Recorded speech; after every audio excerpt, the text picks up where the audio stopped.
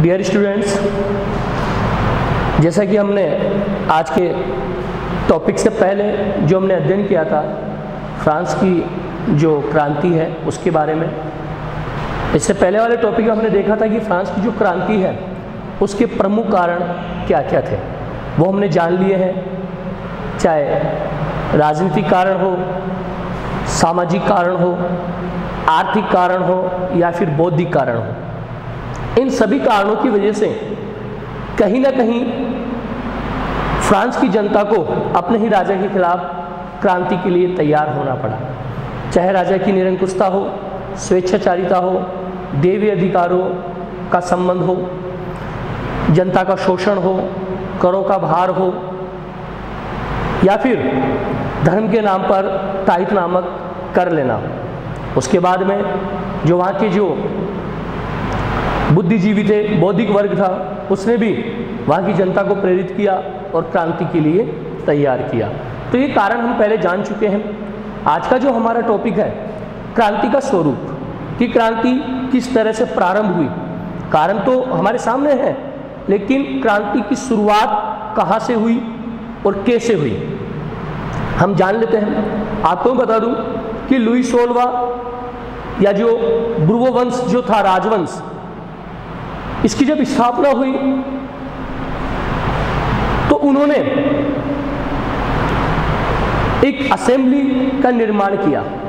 जो असेंबली का निर्माण था, और ये कहा गया था कि समय समय पर इस असेंबली में बैठकर चर्चा की जाएगी, सभी वर्ग के लोगों को इसमें शामिल किया जाएगा। परंतु बुर्बो वंश की हठधर्मिता की वजह से उस असेंबली का कभी भी अधिवेशन नहीं बुलाया गया। परंतु 1789 में आते आते ऐसी परिस्थितियां बन गई जहां पर इस असेंबली का अधिवेशन बुलाना अनिवार्य हो गया, और उस समय अधिवेशन बुलाया गया। इस अधिवेशन में ये कहा जाता है कि असेंबली की स्थापना के 175 वर्ष बाद में, 175 वर्ष बाद में इसका पहला अधिवेशन बुलाया गया। कब? 5 मई 1789 को। ये देखिए, एस्टेट जनरल, जो एक असेंबली थी एस्टेट जनरल के नाम से, उसका अधिवेशन बुलाया गया 175 वर्ष बाद में। ये देखिए कि राजा की हठधर्मी का कि कभी भी इस असेंबली का अधिवेशन नहीं बुलाया, लेकिन जनता के आक्रोश और गुस्से के सामने यह अधिवेशन बुलाया गया था। एक चीज हमने देख ली थी कि उस समय तत्कालीन जो फ्रांस का समाज था वो 3 भागों में बटा हुआ था। प्रथम एस्टेट, द्वितीय एस्टेट और तृतीय एस्टेट, ये तीनों बटे हुए थे। इन तीनों में अलग अलग व्यक्तियों को रखा गया था। प्रथम एस्टेट पादरी वर्ग है, द्वितीय एस्टेट में कुलीन वर्ग है, और फिर उसके बाद में जो तृतीय एस्टेट है उसमें सामान्य किसान है, छोटा किसान है, मजदूर है, कारीगर है, कुछ पढ़े लिखे लोग हैं, कुछ पादरी वर्ग हैं, कुछ वकील हैं। इन सभी को इसमें शामिल किया गया था। जनता के विरोध के कारण कहीं ना कहीं एस्टेट जो जनरल था उसका अधिवेशन नहीं हो रहा था। इनकी मांग के ऊपर, यानी तृतीय सदन की मांग के ऊपर ये एस्टेट जनरल का अधिवेशन बुलाया गया। कब? 5 मई 1789 को। 5 मई 1789 को इसका अधिवेशन बुलाया गया।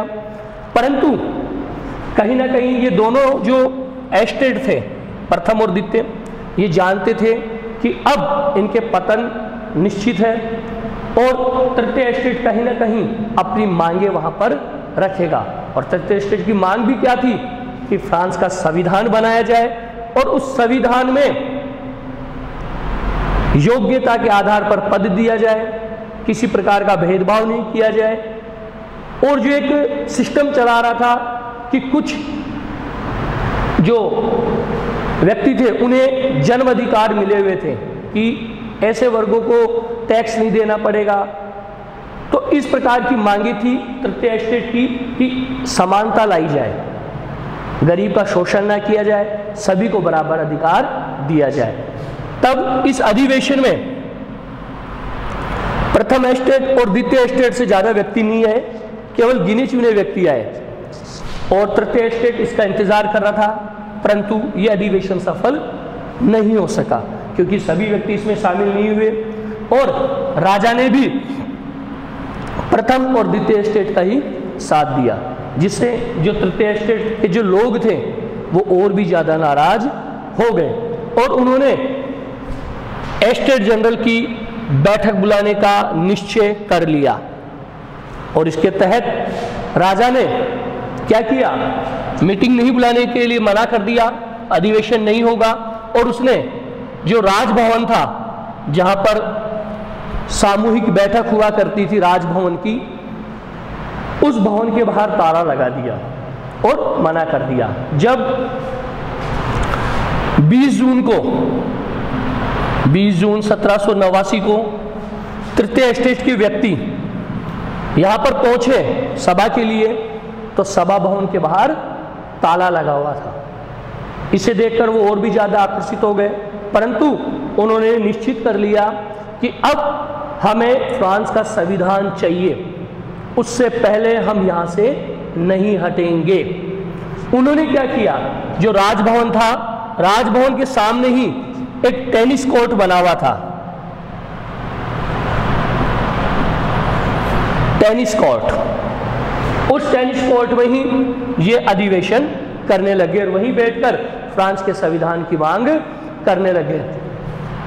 20 जून 1789, इसे टेनिस कोर्ट की घटना के नाम से भी जानते हैं।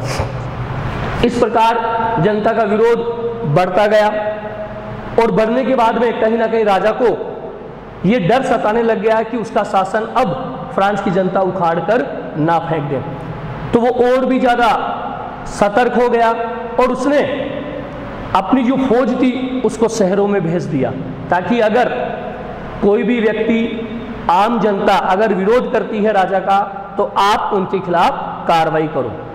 और उसने अपनी जो सेना है उसको नगर में भेज दिया। ये विरोध बढ़ता जा रहा था जनता का, और इस विरोध का जो उदाहरण देखने को मिला वो ये हुआ कि फ्रांसीसी क्रांति यहीं से प्रारंभ हो गई। जनता का विरोध बढ़ता जा रहा था, बहुत से हजारों व्यक्ति सड़कों के ऊपर आ गए और अपने अधिकारों की मांग करने लग गए। लगभग 7,000 व्यक्ति जिसमें महिलाएं और पुरुष दोनों थे, ये सड़कों के ऊपर आ गए, और जो जितने भी सरकारी दफ्तर थे, कार्यालय थे, उनके ऊपर हमला कर दिया और उनकी तोड़फोड़ कर दी, उनको नुकसान पहुंचा दिया। इसी कड़ी में जो आक्रोशित जनता थी वो पहुंच गई पेरिस, जो फ्रांस की राजधानी है पेरिस नगर, उसकी पूर्व दिशा में एक किला बना हुआ है बास्तिल का दुर्ग, जिसके नाम से जानते हैं बास्तिल का दुर्ग।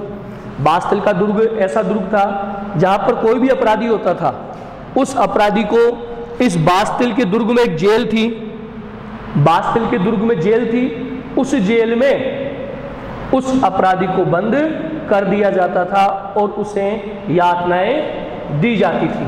यानी कि ये कह सकते हैं कि जो बास्तिल का दुर्ग था वो राजा की निरंकुश शक्तियों का प्रतीक था। यानी कि कोई भी व्यक्ति अगर बंदी बना लिया गया तो उसे कहाँ रखा जाता था, बास्तिल के दुर्ग में, और उसे क्या दी जाती थी, गंभीर यातनाएं। इसीलिए कहीं ना कहीं राजा की निरंकुश शक्ति का प्रतीक क्या था, बास्तिल का दुर्ग। तो प्रजा, जो जनता थी, जो जनता विरोध कर रही थी, उसने क्या किया, बास्तिल के दुर्ग के ऊपर भी हमला कर दिया, इसके अंदर घुस गए, यहां भी तोड़फोड़ की, और यहां तक कह सकते हैं कि लगभग पूरी तरह से बास्तिल के दुर्ग को ध्वस्त कर दिया। इसमें जो वहां का जो बास्तिल के दुर्ग का जो कमांडर था उसको भी क्या कर दिया गया, मार दिया गया। यानी कि आक्रोशित जनता ने बास्तिल के दुर्ग में प्रवेश करके जो बास्तिल का कमांडर था उसको मार दिया, और बास्तिल की जेल में जो कैद थे, हालांकि उस समय केवल 7 ही कैदी थे, इन 7 कैदियों को भी वहां से मुक्त करवा दिया, और यहां से मुक्त करवा के बास्तिल के दुर्ग को क्या कर दिया, तहस नहस, और उसको क्या कर दिया, ध्वस्त कर दिया। इस प्रकार की ये छोटी सी एक कहानी है जिससे फ्रांस की जो क्रांति है वो प्रारंभ होती है और फिर आक्रोश जनता का बढ़ता चला गया और अंत में इसका डिसीजन ये हुआ कि राजा को अपने अधिकारों से पीछे हटना पड़ा और फ्रांस की जो जनता अधिकार अपना मांग रही थी वो अधिकार उन्हें देना पड़ा। उसके बाद में अब हम देखते हैं जीने का संघर्ष। जीने का संघर्ष मैंने आपको पहले बता दिया कि आर्थिक कारण था, जो फ्रांस की क्रांति है उसका आर्थिक कारण था कि जनता के ऊपर करों का बोझ लगा दिया गया था। और एक चीज हमने देखी थी कि जो कुल जनसंख्या थी उसमें 90% किसान थे, परंतु इनके पास जमीन का जो भाग था वो क्या था, कम था। जमीन का भाग कम है, जनसंख्या ज्यादा है। दूसरी तरफ प्रथम एस्टेट और द्वितीय एस्टेट क्या है, जनसंख्या कम है लेकिन जमीन का भाग ज्यादा है। तो ऐसी व्यवस्थाएं वहां पर पनपी कि गरीब का शोषण दिन ब दिन बढ़ता जा रहा था। तो इसी परिस्थितियों में उनके जीने के संघर्ष प्रारंभ हो गया, क्योंकि हमारी जो मूलभूत आवश्यकताएं हैं, रोटी, कपड़ा और मकान, ये अगर हमें मिलते रहते हैं तो हम उसके प्रति समर्पित रहते हैं, कार्य के प्रति। लेकिन अब उनके सामने जीने का संघर्ष कैसे उत्पन्न हुआ आपको बता देना चाहता हूं मैं। हम बात करें 1715 ईस्वी। 1715 ईस्वी में जो फ्रांस की जनसंख्या थी वो थी 2.3 करोड़, यानी कि 1715 ईस्वी में फ्रांस की जो जनसंख्या थी वो थी 2.3 करोड़, जो कि बढ़कर 1789 में हो गई 2.8 करोड़, यानी कि जनसंख्या बढ़ गई, उत्पादन उतना ही है। उत्पादन की तुलना में जनसंख्या बढ़ गई, उत्पादन उतना हो रहा है लेकिन जनसंख्या बढ़ गई तो मांग बढ़ गई। और एक चीज इकोनॉमिक्स का नियम है, अगर किसी वस्तु की मांग बढ़ती है और वो कम है तो उसकी कीमतों में हमेशा इजाफा होता है। ऐसा ही हुआ वहां पर जीने के संघर्ष में, फ्रांस की जो क्रांति है उसके दौरान, कि जनसंख्या बढ़ गई, जनसंख्या बढ़ गई, जनसंख्या बढ़ी तो उत्पादन की तुलना में मांग भी बढ़ गई, और जब मांग बढ़ गई तो वस्तुओं की कीमतों में क्या हो गई, वृद्धि हो गई। वस्तुओं की कीमती में वृद्धि हो गई तो हर किसी के पास इस वस्तु को, यानी जो कमजोर वर्ग था, गरीब वर्ग था, मजदूर वर्ग था, उसके पास ये मुश्किल हो गया था कि वो इस प्रकार की वस्तुओं को खरीद सके, विशेषकर खाने की वस्तुओं को। खाने की जो वस्तुएं थी, क्योंकि उत्पादन में वृद्धि नहीं हुई लेकिन जनसंख्या बढ़ गई, अब जो उत्पादन हुआ उस उत्पादन में मांग ज्यादा बढ़ गई, मांग बढ़ी तो उसकी कीमत बढ़ गई, और कीमत बढ़ी तो आम जनता तक वो चीज नहीं पहुंच पा रही थी। इसलिए दूसरी बात, जो व्यक्ति अधिकांश जो मजदूर वर्ग था, मजदूरी करता था, तो मजदूरी करने वाले व्यक्तियों को भी जो मालिक है उसकी मजदूरी तय करते थे, यानी कि मालिक मजदूर की मजदूरी तय करते थे। महंगाई बढ़ गई, उस समय महंगाई बढ़ी लेकिन मजदूर की मजदूरी नहीं बढ़ी। तो एक प्रकार से उस समय जो बड़े बड़े उद्योगपति थे वो मजदूरों का क्या कर रहे थे, शोषण कर रहे थे। दोबारा से मैं एक्सप्लेन कर रहा हूं कैसे, क्योंकि जनसंख्या बढ़ गई, उत्पादन उतना ही है, उत्पादन उतना ही है, उत्पादन की वजह से कीमतों में क्या हो गई, वृद्धि हो गई। खाने वाले ज्यादा है, चीज कम है तो उसकी कीमत ज्यादा बढ़ गई, कीमत ज्यादा बढ़ गई, और जो फैक्ट्रियों के मालिक थे उन्होंने जो मजदूरों की जो मजदूरी होती है उसको नहीं बढ़ाया, तो और भी ज्यादा संकट गहरा गया, यानी महंगाई बढ़ गई परंतु मजदूरी नहीं बढ़ी। दूसरी बात, कभी कभी प्राकृतिक आपदाएं ऐसी हो जाती थी जिसकी वजह से भी क्या हो जाती थी, फसल नष्ट हो जाती थी, चाहे सूखा पड़ गया हो या ओलावृष्टि हो गई हो, उसकी वजह से भी फसल क्या हो जाती थी, खराब हो जाती थी। एक तरफ किसान को अनाज के रूप में कर देना पड़ता था राजा को, चर्च को भी आपको कर देना पड़ रहा है अनाज के रूप में, तो कहीं ना कहीं किसान और मजदूर का लगातार शोषण हो रहा था, किसान का कर के रूप में और मजदूर का मजदूरी के रूप में, कि जितना वो कार्य कर रहा था उस कार्य के आधार पर भी उसको मजदूरी नहीं दी जा रही थी। तो इस प्रकार से इस वर्ग का सबसे ज्यादा शोषण हो रहा था। इसलिए कहीं ना कहीं रोजी और रोटी का खतरा उनके लिए उत्पन्न हो गया, क्योंकि महंगाई बढ़ गई, अपनी पहुंच से बाहर हो गई, और रोजी और रोटी, काम और खाना, इसके लिए ये उनके सामने संकट उत्पन्न हो गया। अब यहां पर है एक शब्द जीविका संकट। जीविका संकट से यहां पर तात्पर्य है कि ऐसी चरम स्थिति, यानी कि ऐसी स्थिति में पहुंच जाए इंसान, लास्ट ऐसी स्थिति है जब मनुष्य को जीवित रहने के लिए, मनुष्य को जीवित रहने के लिए जो उसके न्यूनतम साधन है वो भी खतरे में पड़ते दिखें। यानी कि एक ऐसी स्थिति जो मेरे आवश्यक जो साधन है, आवश्यक साधन क्या है, आज खाने के लिए रोटी चाहिए, पीने के लिए पानी चाहिए, घर हो या ना हो, लेकिन पीने के लिए पानी और खाने के लिए रोटी, पेट भरने के लिए रोटी बहुत ज्यादा आवश्यक है। लेकिन अगर ये भी हमारी पहुंच से दूर हो गया तो उस समय मनुष्य के लिए जीविका संकट उत्पन्न हो जाता है। यानी कि जीने का संकट, कि जो रोटी मुझे मिल रही है, जो पाव रोटी उस समय मिलती थी, वहां का मुख्य खाद्यान्न था, वहां पर सबसे ज्यादा खाए जाने वाला खाद्यान्न था पाव रोटी, तो वो अगर मुझे नहीं मिल रही है तो मेरे जीवन के लिए क्या हो गया है, संकट उत्पन्न हो गया है। दोबारा से देखेंगे, जीविका संकट, ऐसी चरम स्थिति यानी अंतिम स्थिति जिस समय मनुष्य को जीवित रहने के लिए न्यूनतम साधन, यानी जो हमें जिस चीज की सबसे ज्यादा आवश्यकता है, न्यूनतम वो खाना है, वो भी अगर हमें नहीं मिलता है तो हम जीविका संकट के दौर से गुजर रहे हैं। अब यहां पर बात आती है कि जीविका संकट है क्या चीज, कैसे उत्पन्न होता है, उसको हम डायग्राम के थ्रू हम समझ लेते हैं कि जीविका संकट कैसे उत्पन्न होता है। ये देखिए, जीविका संकट उत्पन्न, यहां पर कुछ डिब्बे खाली छोड़े हुए हैं, उनको हम भरेंगे और यहां तक हमें इसको लाना है। सबसे पहले हम देखेंगे जीविका संकट उत्पन्न कैसे हुआ। खराब फसल, अगर फसल खराब हो गई, सूखा पड़ गया, ओलावृष्टि हो गई, उसकी वजह से फसल क्या हो गई, खराब हो गई। अब खराब हो गई, ये दो डिब्बे छोड़ दिए, फिर यहां पर एक टॉपिक आ जाता है कि गरीब भूखा पाव रोटी नहीं खरीद पाएंगे, ये छोड़कर फिर उससे दो चीजों को हमें संबोधित करना है और यहां से आकर हमें इसको संबोधित करना है। यहां पर लिखा हुआ है महामारी। ये नीचे जो शब्द दिए गए हैं इनको हमें इनकी जगह रखना है।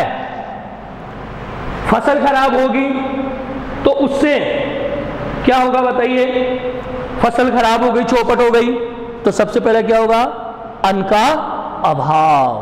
भाई फसल ही खराब होगी तो अन्न नहीं होगा, और अन्न नहीं होगा तो अन्न का अभाव हो जाएगा। तो हम यहां पर लिखेंगे पहले में अन्नाभाव, यानी अन्न का अभाव, अन्न की कमी हो जाएगी। अब अन्न की कमी हो गई तो हम पहले पढ़ चुके, भाई अन्न की कमी हो गई तो क्या होगा, कीमत में वृद्धि, यानी जो भी खाद्य पदार्थ हैं, जो खाए जाने वाले पदार्थ हैं, उनकी कीमत में वृद्धि। यह हो गया कीमत में वृद्धि, यानी कि खाद्य पदार्थ जो भी थे उनकी कीमत क्या हो गई, बढ़ गई। अब वो कीमत बढ़ गई तो गरीब मजदूर वर्ग है उस कीमत में उस वस्तु को नहीं खरीद सकता, तो भूखमरी की स्थिति पैदा हो गई। भूखमरी की स्थिति पैदा हो गई और देखो यहां पर आ गया, भाई कीमतों में वृद्धि हो गई, वस्तु की कीमत बढ़ गई, तो क्या हुआ, जो गरीब भूखा मजदूर किसान है वो पाव रोटी खरीद नहीं पाएंगे। यानी कि इतना मजदूर हमें मिलती नहीं है, फसल खराब हो गई, वस्तुओं की कीमत, जो खाद्य पदार्थ है उनकी कीमत बढ़ गई, अन्न का अभाव हो गया, तो अब जो गरीब भूखा है वो इस बढ़ी हुई कीमत की वस्तु को, यानी खाद्य पदार्थ को खरीद नहीं सकता। अब खरीद नहीं सकता तो क्या हो जाएगा उससे?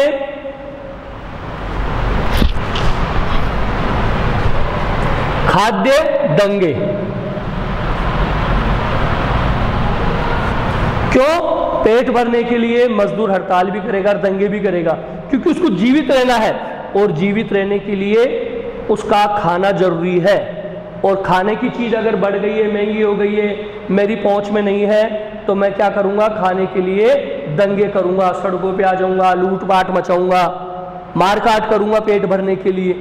तो कहीं ना कहीं वो क्या करेगा? खाद्य दंगे करेगा। खाद्य दंगे के साथ साथ एक चीज और क्या हो जाएगी? खाने के लिए वस्तुएं हमें नहीं मिल रही, हमारे शरीर को एनर्जी नहीं मिल रही। जो वस्तुएं खाकर हम स्वस्थ रहेंगे, हष्ट पुष्ट रहेंगे, वो चीज अगर हमें नहीं मिलेगी तो हमारा शरीर क्या हो जाएगा?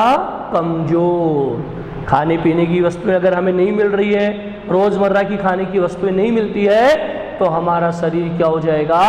कमजोर। तो यहां पर हम क्या लिख देंगे? कमजोर शरीर। ये कमजोर शरीर हो गया खाद्य दंगे के साथ साथ। यानी कि गरीब भूखा अगर पाव रोटी नहीं खरीदेगा तो दो चीजें हो जाएगी। क्या क्या? एक तो खाद्य दंगा हो जाएगा, और खाने की वस्तु अगर उसको नहीं मिलेगी तो उसका शरीर क्या हो जाएगा? कमजोर हो जाएगा। और उसके बाद में खाद्य दंगे अगर हो रहे हैं तो उससे क्या हो जाएगा?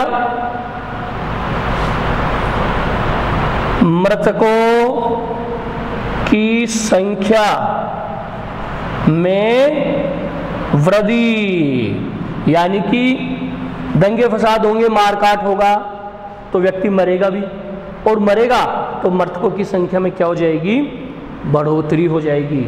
इधर से हम देखो, कमजोर शरीर, कमजोर शरीर होगा तो बहुत सी बीमारियां शरीर में लग जाती है। व्यक्ति कमजोर हो गया, बहुत सी बीमारियां होगी, बहुत सी बीमारियां होगी तो महामारी की आशंका भी हो जाती है। कमजोर शरीर, महामारी हो गई, और महामारी होती है तो बहुत से व्यक्तियों की जान जाती है। बहुत से व्यक्तियों की जान जाएगी तो मृतकों की संख्या में क्या हो जाएगी? वृद्धि हो जाएगी। जहां हम महामारी की बात कर रहे हैं तो अभी आप देख रहे हैं पूरे विश्व पटल के ऊपर एक ऐसी महामारी हमारे सामने है जो हम देख रहे हैं।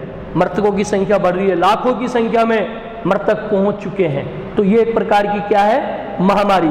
तो उस समय भी महामारियां होती थी, और यहां पर जिस महामारी की हम बात कर रहे हैं वो बात कर रहे हैं हम अन्न के अभाव में, खाने के अभाव में। अगर ऐसा हम पाएंगे कि खाने का अभाव है तो हमारा शरीर क्या हो जाएगा? कमजोर हो जाएगा, और शरीर कमजोर हो गया तो क्या होगी? महामारी। और महामारी से भी मृतकों की संख्या बढ़ती है, और खाने को लेकर अगर दंगा फसाद होता है, इसमें भी व्यक्तियों की जान जाती है, तो इसमें भी मृतकों की वृद्धि होती है।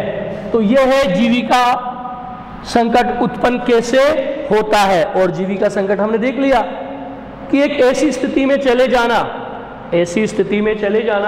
जहां पर जीवित रहने के लिए जो न्यूनतम हमारी आवश्यकता है वो भी हमें नहीं मिल पाती है। तो यही चीज क्या कहलाती है? जीविका संकट। और ऐसा संकट वहां पर उत्पन्न हो गया था फ्रांस में। इसीलिए वहां का मजदूर वर्ग, वहां का किसान वर्ग अपने ही राजा के खिलाफ हो गया, क्योंकि उनका आर्थिक शोषण हो रहा था। राजनीतिक रूप से शोषण तो कर ही रहा था राजा, लेकिन आर्थिक शोषण ने किसान मजदूर की जो स्थिति थी वो सबसे ज़्यादा खराब कर दी थी। और इस ग्राफ के द्वारा हमने देखा भी कि किस तरह से जीविका संकट उत्पन्न होता है। खराब फसल हुई, अन्न का अभाव हो गया, अन्न का अभाव हुआ तो क्या हो गया? कीमत में वृद्धि। कीमत में वृद्धि हो गई तो जो गरीब भूखा है वो पाव रोटी नहीं खरीद सकता। अब जो पाव रोटी पेट भरने के लिए अगर मुझे नहीं मिल रही है तो मैं क्या करूंगा? खाने के लिए दंगा करूंगा, दंगे करूंगा। खाना नहीं मिलेगा अगर मुझे तो मैं कमजोर हो जाऊंगा, मेरा शरीर कमजोर हो जाएगा। दंगा करूंगा तो इसमें जान भी जा सकती है, तो मृतकों की संख्या में वृद्धि हो जाएगी। कमजोर शरीर है, महामारी का खतरा है, और अगर महामारी होती है तो इससे भी मृतकों की संख्या में क्या हो जाएगी, वृद्धि हो जाएगी। तो आज का ये टॉपिक हमारा हुआ है कि हमने पढ़ा टेनिस कोर्ट की घटना।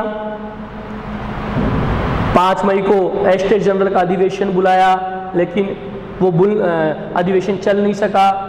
जनता ने टेनिस कोर्ट के मैदान में ही 20 जून 1789 को बैठक कर ली, टेनिस कोर्ट की घटना कहते हैं। उसके बाद में जनता का विद्रोह बढ़ता गया, सड़क के ऊपर आ गए, सैनिकों ने गोलियां चलाई अंधाधुंध, जनता का आक्रोश बढ़ता चला गया। और इसी आक्रोश में जो आक्रोशित जनता थी उसने बास्तिल के दुर्ग के ऊपर क्या कर दिया, हमला कर दिया। यहाँ में जो कैदी थे 7 कैदी, उनको छुड़ा लिया और बास्तिल का जो कमांडर था उसको क्या है, मौत के घाट उतार दिया। बास्तिल क्या था, निरंकुश राजा की जो निरंकुश शक्तियां थी उसका प्रतीक। तो बास्तिल के दुर्ग को क्या कर दिया, ध्वस्त कर दिया। और यहीं से जो फ्रांस की जो राज्य क्रांति है उसका सूत्रपात हुआ, यहीं से यहाँ क्रांति प्रारंभ हुई। फिर हमने देखा जीने का संघर्ष, किस तरह से जीने का संघर्ष करना पड़ा फ्रांस के लोगों को, अन्न का अभाव हो गया। और इस ग्राफ के द्वारा हमने जीने के संघर्ष को पढ़ लिया है। अगला टॉपिक हम जब भी अपनी क्लास होगी हम देखेंगे।